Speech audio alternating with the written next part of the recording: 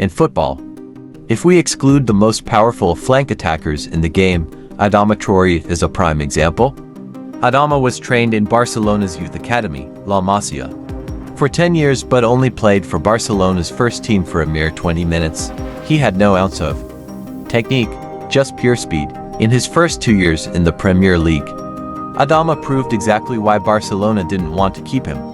His weaknesses were glaringly obvious. He only knew how to run down the wing, couldn't cut inside, and couldn't shoot, but mid-table teams could see him as a treasure due to his superior speed and strength. Adama was trained to develop his crossing skills and make himself relevant in the Premier League.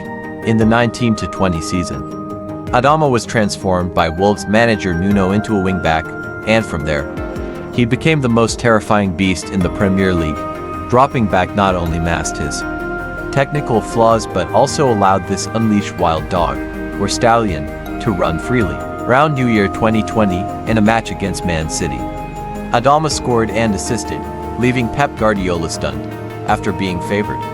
In the game against Liverpool, the previous season's champions, Adama passed the Reds' defense 6 times and provided an assist, then made Van Dijk fall in an aerial challenge. These standout performances quickly made Adama globally famous. He was not only voted as the best player in music, but also earned his first call-up to the Spanish national team, and a year later was named in the Euro squad. Oh, and he was also Europe's nutmeg king that season. During those years, Wolves had an unwritten rule: young players training with the first team for the first time would be pitted against Adama. It was akin to your first challenge in Shaolin Temple. If you couldn't stop Adama, you couldn't stop anyone else. But with age progress, his technique and shooting ability stood still. And with the high frequency of injuries due to his running style, after a peak season, Adama couldn't progress further.